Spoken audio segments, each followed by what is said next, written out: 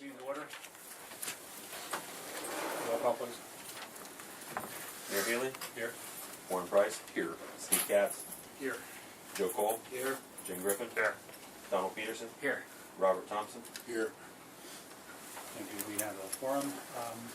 Obviously, we have the agenda for what's going on today. It was recommended by our law department that, legal advisor, that I recuse myself under the conditions of the agenda, which I'm going to do. I will turn this over to Warren, the Vice President of the Board.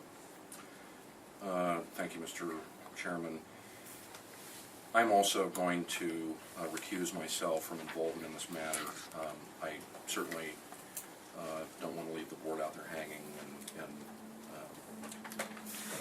certainly the obvious fact of the matter is that I serve at the pleasure of the mayor.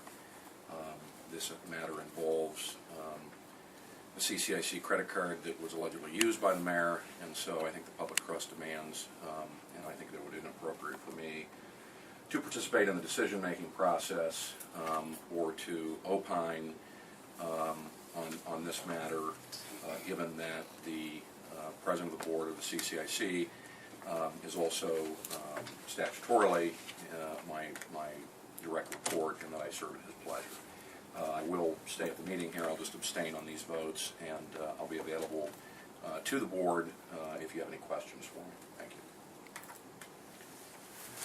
you. Mr. Mayor, in addition to recusing yourself from the votes, I would,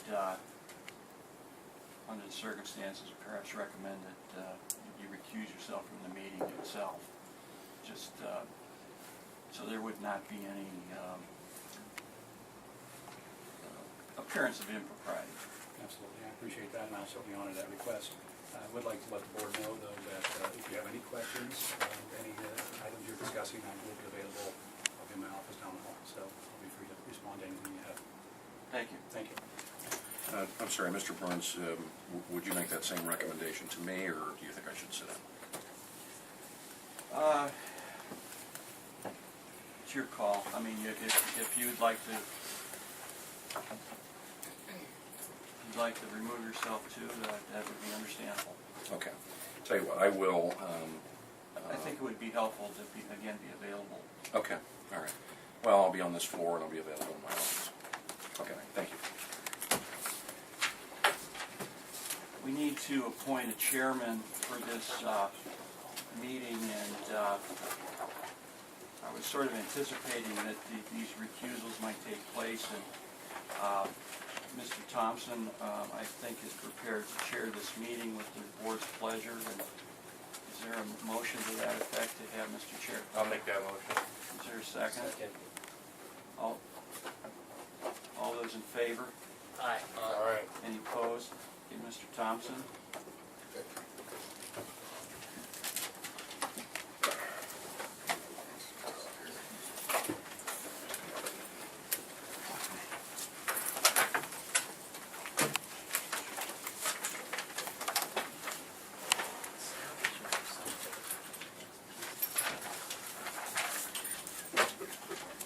You have before you the agenda for today's meeting and stuff, and you see we've already had a call to order, so we're officially in session. And you have approval of a board policy.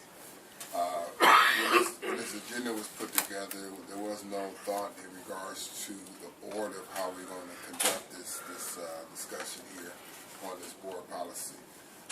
Looking at the packet that was given to each of us, and going through this, we're going to first start with the transaction, seeing that was the stuff that actually brought this stuff to a head in terms of the actual use of a credit card, and look at what in fact occurred and go through that. So if you pull out the packet, I'm going to have Tom kind of steer us through the packet in terms of what the law department was able to gather on our behalf.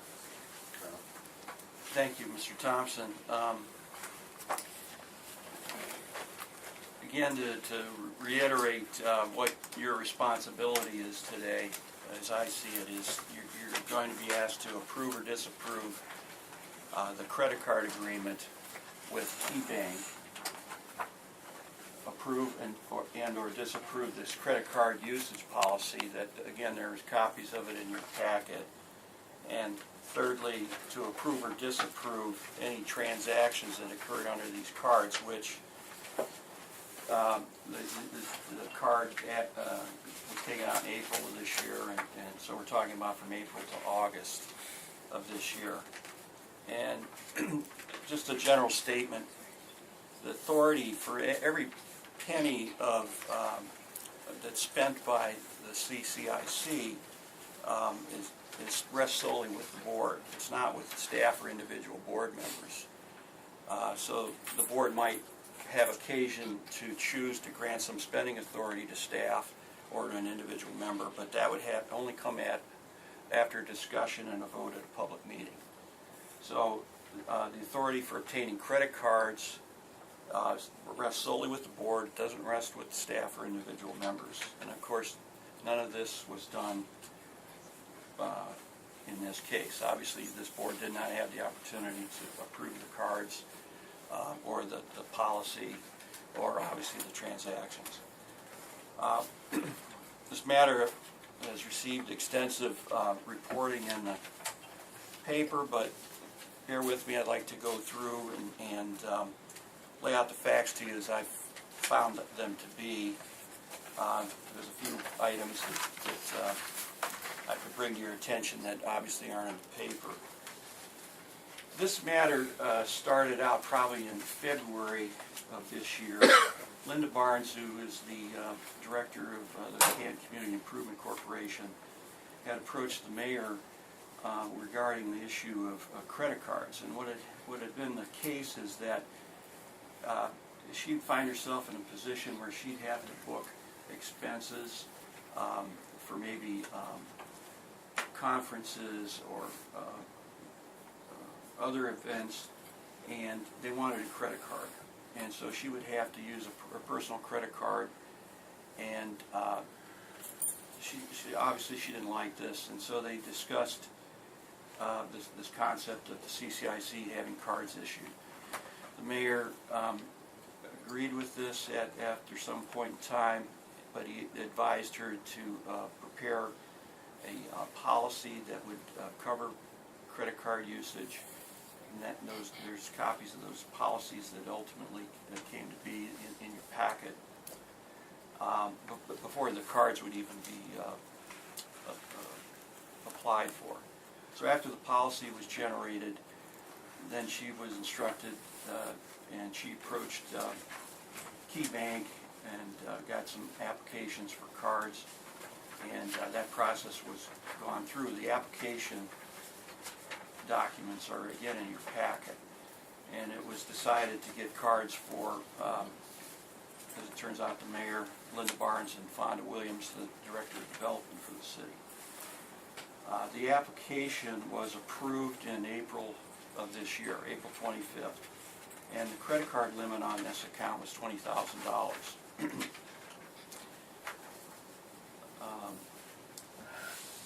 The policies, again, that are in the packet were signed by the card holders prior to any use by them.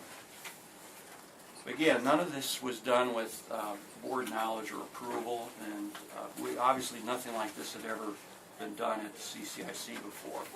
And I will also say that the law department had not been asked for an opinion on this matter or informed of this intended action.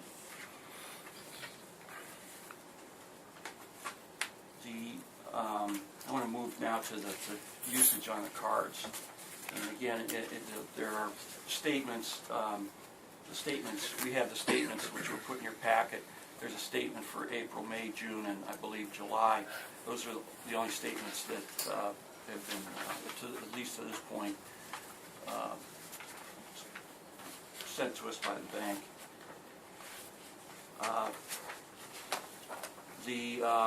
The way the statements appear is obviously it comes in the name of the CCIC, but then they'll list the three card holders and their usage individually. So where Mayor Healy used the card, there would be his charges, Linda Barnes, etc. The first usage on these cards turns up in May. The mayor attended a conference in Cincinnati, and there was charges appearing on that card for a hotel room, some meals, parking expenses, and internet charges at the hotel. There was also on that well, it's actually the second statement received. The very first statement, there was no usage. Zeros, all zeros. And then the next one, where you first see that, it's the May statement, which the CCIC gets in June.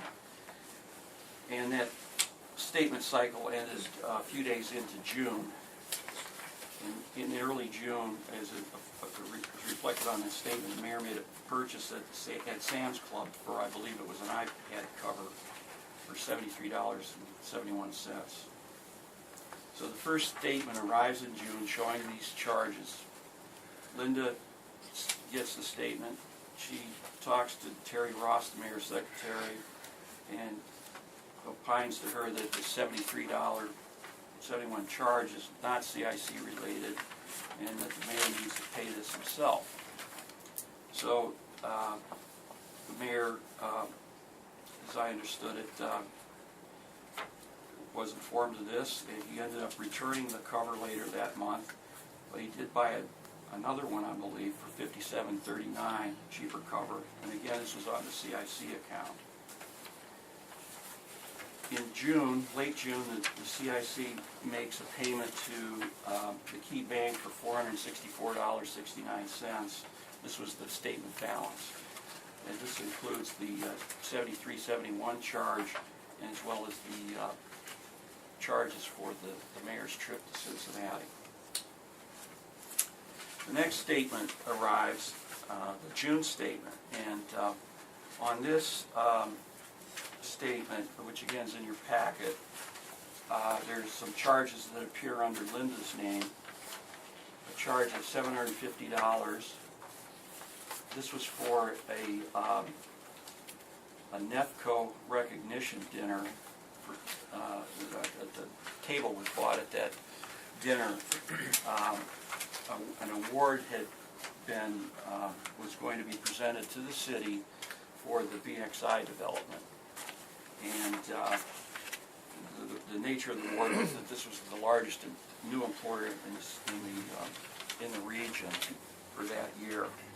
And the people in attendance at that dinner were to include the mayor, Fonda Williams, Robert Torres, the previous director of the CIC, Mr. Cass, I think you were there, Rafael Rodriguez of the city. There were two individuals in attendance from the Employment Placement Service who had worked with VXI in recruiting the new employees for VXI. And of course, some VXI individuals were. Start development board. Okay. The other charge under Linda's name is CDFA for $700, and this is a charge for a conference that's actually going to be held September 25th. It's called the Ohio Financing Roundtable Conference, and this charge of $700 represents the fees to send four representatives from the city. And the purpose of this seminar is to, it's economic development experts are going to speak on a variety of topics. Some of them were related to energy. Most of them were related to innovative financing from a municipality's point of view, things of that nature. And then on this June statement, there's another charge again from the mayor, by the mayors for Sam's Club for $57.39. In June, Linda decides to retire from the CIC, and she gives, from the connection with the city, namely the CIC, she gives notice to the mayor on June 26th, and her last day is July 13th. The June statement that we just talked about is received by the CIC on July 17th, so in other words, she's already gone when the statement comes in. and the payment is due based on that statement of August 3rd. But by this time, she's not there, there's really no staff available, and this statement gets overlooked. This, so then moving on to the July statement. This was received by the CIC, I believe, on August 14th. And this is the one that reflects the charges of the mayor, the ones that have received the most controversy. I'm going to just briefly talk about them now, but we'll obviously go into more detail later. There's $495.39 by the mayor. These are all personal, as it turns out. There's also charges on that statement to under Fawn Williams' name for $313.24. Those represent 2 business lunches that he had here in Canton, and there's in addition to appearing on the charge, you'll see receipt information, documentation that he supplied as to who those lunches were with, what the purpose of them were. Both those lunches, as it turned out, were involved with the McKinley Grand Hotel, and the fact that entity is going to be sold, and the city obviously has a very large interest in that transaction. Both the CIC has loans with the prior or the current owner, and is obviously concerned with the future development of that entity. He also had a charge that went to his card for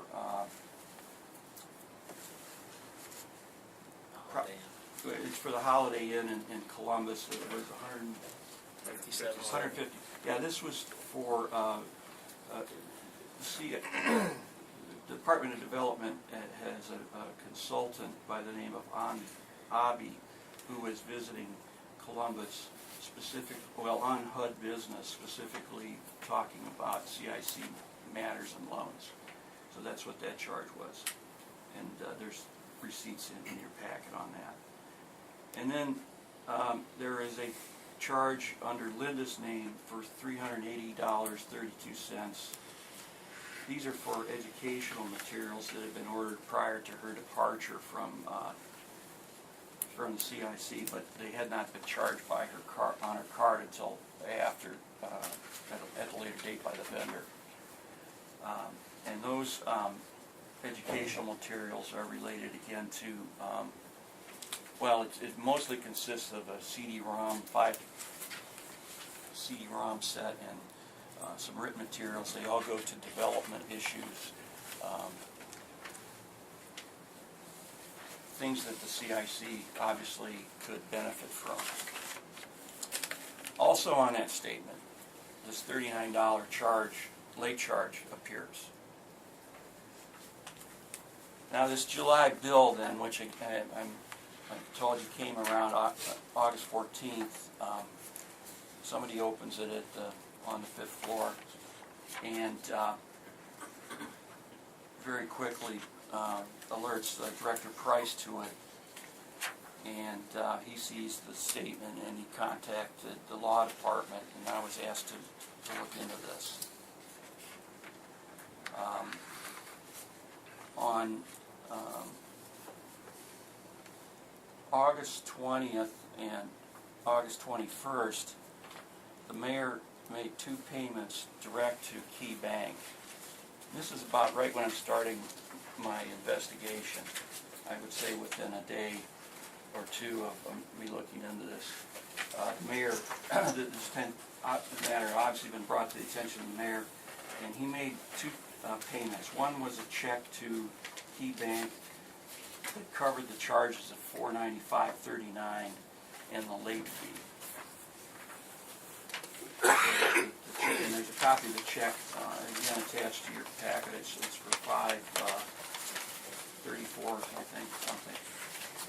And then there was also a check that he wrote the next day, and that check there's some, attached to the check, you'll see some numbers, how he came up with the number, the amount of the check. It's the last page. Yeah, in our and packet. what he does there is he couldn't find any receipts for a meal in Cincinnati, and so he ends up paying for that. There's another charge there for a Sam's Club charge, and then he deducts a credit that was issued, again, for Sam's Club purchases, $31.83, and so that's how he comes up with that check amount of 7203. $72.03. So no late fees were incurred with the July bill because these payments exceeded the minimum payments requirement for that month.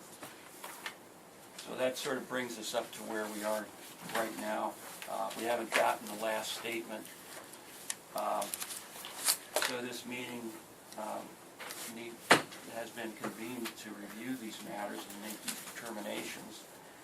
And as Mr. Thompson has already suggested, I think it probably makes more sense to look at the individual transactions and then go back and look at the bigger picture, so to speak, about the issuance of the card and policy.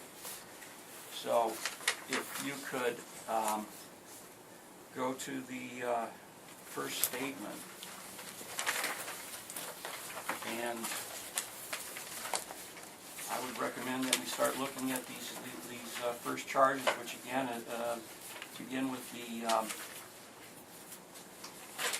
trip to Cincinnati.